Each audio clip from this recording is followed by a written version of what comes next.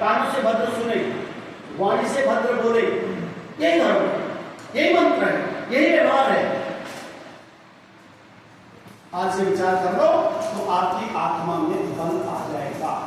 आपने आत्मा को जानता हो, जानता हो परिवार के अच्छे लोग आपको उधर, हमारे शरीर को तो ऊर्जा, एक ऊर्जा का नाम आत्मा है। ऊर्जा, पावर, शक्ति, सोल, कुछ भी कही। ये शरीर जिसके मिलने से इस शरीर में क्रिया है, ये चेतनी है, उस शक्ति का नाम आत्मा है। और उसके चलने जिसके मिलने से आपका शरीर क्या बन जाए? शिव। आप क्या बने? शिव। क्योंकि आपके अंदर चेतना है, और चेतना चल जाए तो क्या बन जाएंगे? शव। आत्मा में चल जाए तो क्या बनेंगे? शव। अकड़ शिव में होती है, शव में? अकड़ शिव में होती है, शव में? तो जिन लोगों में अकड़ है उनको शव मान लीजिए, जिनमें विनम्रता है उनको शिव मान लीजिए।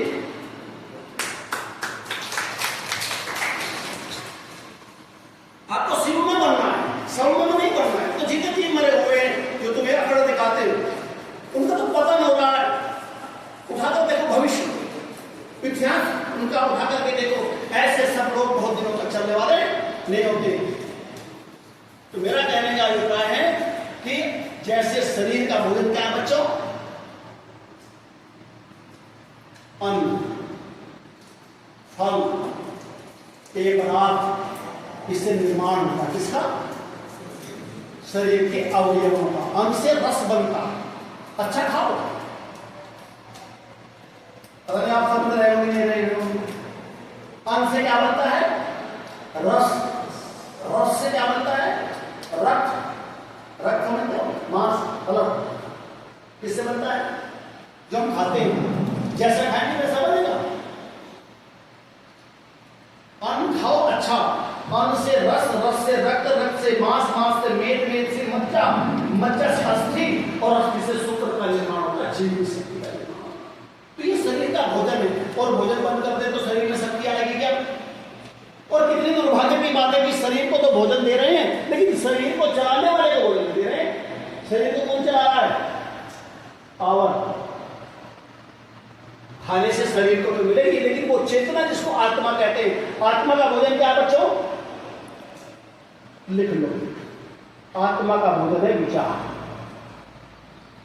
आत्मा का भोजन क्या है? विचार। अगर आपके अच्छे विचार हैं तो आपकी आत्मा में बल होगा, और आपके विचार बनते हैं तो आपका आत्मबल घट जाएगा। आपको कोई किसी भी समाज का व्यक्ति कुछ भी कह सकता है, कोई भी समाज का लोग हो, सब में आत्मबल यदि खत्म है तो कोई भी बोलते तो निष्क्रिय है। छुईमुली का पेड़ है ना, छुईमुली का पेड़ कैसे बोला? ऐसे मुली कर लो डूब जाएगा, खरगोश को ऐसे तो डूब जाएगा, शेर में डूब जाता। तो आत्मा का भोजन क्या है? विचार। जब हम देखते हैं, देखो ध्यान सुनना, जब हम देखते हैं तो हमारी आत्मा का स्थान आंखों में होता है। यदि हम अच्छा देखते हैं तो आपकी आंखों में चमक होगी, आपके चेहरे पे दीप्ति होगी, और आपका विचार करना है तो आपके चेहरे पर पीलापन होगा और हवाइयां उड़ जाएंगी, क्योंकि तुम अपनी आत्मा को परोस के आ रहे हो। आपको कोई देख, आपको गलत विचारधारा में जा रहे हो, आप इतने नेगेटिव हो जाएंगे। यदि ऐसी स्थिति में आपको किसी ने देख लिया तो आप हक्के पक्के होकर अरे अरे कुछ का मतलब क्या है? क्योंकि आपका भोजन गलत चल रहा है। किसके साथ? जो आपकी जीवनी शक्ति है, जो आपको जीवन प्रदान करने वाला आत्मदेव है, और आत्मदेव परमात्मा का पुत्र है, और परमात्मा के पुत्र को आप नष्ट करने में जुड़े थे तो आप कभी भी सुरक्षित नहीं रह सकते, कभी सुरक्षित नहीं रह सकते। कितनी बड़ी भी खोज आपके साथ क्यों नहीं आते? चाणक्य, विदुर जैसे व्यक्ति खोज के साथ थोड़े न रहे। चाणक्य के साथ क्या था? आत्मबल था। विदुर जी के साथ आत्मबल था। राम के साथ आत्मबल था। अपने घर अयोध्या से राम को बहुत बड़ी खोज लेकर के गए थे क्या?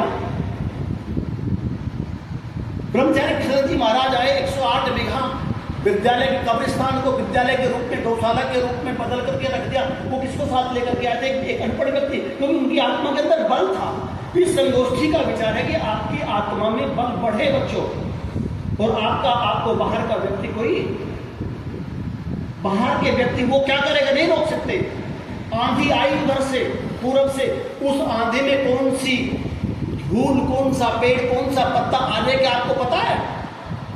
लेकिन आंधी आई है, उससे हमें बचाव कैसे करना ये तो मुझे पता है। मूल ये है, हम उनको नहीं रोक सकते। तो कहने का अभिप्राय है कि आपके विचार कैसे हो? बढ़िया। कैसे बनेंगे विचार बढ़िया? काव्य शास्त्र विनोदेना कालो गच्छति धीमताम व्यसनेन च मूर्खाणाम निद्रया कलहेन वा। वो ऐसे व्यक्ति होते, वैसे बच्चे होते जिनका समय निद्रा में, सोने में, कलह में, लड़ाई में, झगड़े में बीतता। और जो अच्छे व्यक्ति होते हैं, जो अच्छे छात्र होते हैं, जो अच्छे विद्यार्थी होते हैं, उनका समय कहाँ बीतता है? काव्य शास्त्र की चर्चा। मैंने काव्य शास्त्र कह दिया, वो भी काव्य है। आपका फिजिक्स है, रसायन, आपकी केमिस्ट्री है, आपका मैथ है, आपका दूसरे सब्जेक्ट है, तमाम सब्जेक्ट है, आपकी हिस्ट्री है, भूगोल है, वो सारे क्या है? अब यदि आपका समय उसमें बीतता है, काव्य शास्त्र विनोदे में और मनोविनोद में, अच्छी चर्चाओं में जो बीतता है, कालो गच्छति धीमताम, तो बुद्धिमान लोग होते हैं। धीमताम, ये धीमान क्या था देवेंद्र जी? ये सभा क्या है? धीमान सभा लगा ना? अरे ये सभा तो कुछ लोग तो गायत्री मंत्र पढ़ करके और कुछ ब्रह्मी संकुष्मी सुंठी खा करके बुद्धि को बढ़ाने की बात करते हैं, लेकिन आप तो परमपिता परमात्मा की जो समूह है, ये तो स्वयं ही धीमान है। तो आपको कौन गुरु बना देगा भाई दुनिया में? कोई बना देगा? बताओ। अपने आप भी बनना चाहो तो बन जाओ, लेकिन कोई बनाने वाला नहीं। थोड़ा सा प्रयत्न करो। यदि हम सो गए तो फिर तो कुछ भी कर लेंगे। तो कहा काव्य शास्त्र विनोदे में कालो गच्छति धीमताम, बुद्धिमान व्यक्तियों का, धीमान व्यक्ति का जो काल है, जो समय है, वो काव्य शास्त्र के पढ़ने पढ़ाने में और विनोद में करता। और जो मूर्ख है, ये बैठे किसी राजनीति में इस समय कहीं मुकदमा में लिखा है, कोई बात नहीं, विद्यालय खड़ा कर दिया, देश विदेश में आपका नाम है, आपका माल बिकता है, तो पता तो लगे अरे यहाँ तो शराब गड़िया में भी खा लेना, खा गए क्यों जी, जामुन खा ले। लेकिन बाहर विदेश में यदि आपका माल जा रहा है तो आप में कुछ क्वालिटी तो है, तो शहरी क्यों ना हो। हमारे अभी यहाँ कंडेरा में व्यक्ति रोड शहर का प्लांट बनाया, वो सारा ही तो बाहर जा रहा है, तो 1 मिनट में बदल जाएगा आप कर लिए हो। तो उन व्यक्तियों में कोई तो क्वालिटी है, तो इनका सम्मान करें। और इस संस्था में आपके आने पर मैं निवेदन करना चाहूंगा, तो उनसे वो संस्थागत व्यक्ति है, जो संस्थापक है, उनकी जैसी विचारधारा है, उनका जो सम्मान है, आप ऐसे कार्य करें अपने जीवन में कि आपको लोग क्या करें? सम्मान करें, आपको अच्छी दृष्टि से दें और आपका देश विदेश में सम्मान हो। क्योंकि जिसका सम्मान है, जिसका यश है, यश से कीर्ति सजीवती। आप मरना चाहते हो कि जीवन चाहते हो? आप मरना चाहते हो? कोई नहीं मरना चाहता, मरना तो पड़ेगा, पर वो परिवर्तन है, मरना नहीं बेटे। जिसका अपयश हो गया, जिसकी कीर्ति धूमिल हो गई, वो मृत्यु। यश कीर्ति सजीवती, जिसकी कीर्ति है उसमें हमेशा जीवित रहता है। राम जीवित है, कृष्ण जीवित है, दयानंद जीवित है, बुद्ध जीवित है नहीं? तो आपका कैसा कार्य हो? आपका यश बढ़ेगा। यश किसमें बढ़ेगा? तो आचार्य आपने बात तो बता दी, लेकिन किससे बढ़ेगा? टेक्निक क्या है? जिस काम के करने में, लिखो, जिस काम के करने में शंका, लज्जा और भय हो, उस काम को कदापि न करें। यदि करोगे तो अपयश होगा। सीधी सी बात। और जब हम काम करते हैं तो किसी चाचा ताऊ से पूछने की जरूरत नहीं। एक चाचा ताऊ अंदर बैठा, तुरंत कहना ना गलत है, उसकी सुनते नहीं, वो परमात्मा की प्रेरणा में बच्चे। अच्छा, अभी कोई बच्चे उठा कोई अभी उससे उठेगी, और वो यहाँ विद्यालय से कंप्यूटर उठा के बस उसमें रख ले गाड़ी में। तो जब कंप्यूटर उठाओगे, चोरी करोगे, तो मन के अंदर कैसा भाव आएगा? बताओ। मन के अंदर भाव आएगा कि ठीक है कि गलत है?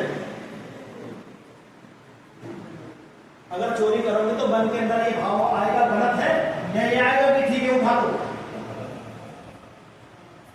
गलत है ना? मत करो, अंदर से परिणाम बहुत बड़े। तो जिस काम के करने में शंका, लज्जा और भय इन तीनों में से एक की भी उत्पत्ति होती हो, वो काम हमें कभी नहीं करना चाहिए। उसका जीवन सर्वोच्च जीवन होगा, पवित्र जीवन होगा, उसका यश बढ़ेगा। और यदि अपनी मालिक की नहीं सुनेगा, अच्छा आपके भाई आपके जो अधीनस्थ है कर्मचारी, यदि आपकी न सुने तो कैसा लगेगा? ये हमारे कर्मचारी न सुने तो कैसा लगेगा? तो क्या करेंगे? 2-4 दिन के बाद मिलने के बाद ये हमारी आत्मदेव की प्रेरणा है। अगर हम उसको सुन करके भी अनसुना करें तो समझना चाहिए हम इस दैविक सभा के सदस्य नहीं रहेंगे और परमात्मा फिर हमको दुनिया में सुख दुख की झोली आपके जीवन में आती रहेगी, आती रहेगी, आते आपको कोई कभी आपको सुख नहीं मिल सकता। कभी आपको सुख मिल भी जाए तो सुख के बाद में क्या खड़ा है पीछे? सुख के बाद में क्या खड़ा बच्चों? दुख। ऐसा सुख किस काम का जो दुख आने वाला हो? हाँ, एक टेक्निक बता रहा हूं। सुख के बाद में क्या आए? सुख के बाद तो कुछ आएगा। लोग कहते हैं ये तो सब बात है कहने की आदरणीय प्रधान जी कि भाई सुख है, सुख के बाद में दुख भी है, दुख है तो दिन है तो रात भी है, रात है तो दिन भी है। अरे रात में तो ऊर्जा मिलती है, रात खराब कहाँ है भाई? तुम रात को खराब मान रहे हो तो रात को ड्यूटी करते हो, जब पूछो पुर्जे खराब हो जाते हैं। भगवान ने रात किस लिए बनाई? विश्राम के लिए। 4-6 घंटे सो करके सारे दिन की थकान खत्म हो जाती है, नई ऊर्जा के साथ उठते हैं। लेकिन मैं चाहता हूं इस काल में, इस संगोष्ठी में, इस सभा में आने के बाद आपके जीवन में सुख तो आए, लेकिन सुख के साथ एक ऐसी टेक्निक यहां से लेकर के जाए कि आपके जीवन में सुख तो आए और दुख की जगह शांति मिले। आपके जीवन में सुख और शांति आए। सौदा कैसा है?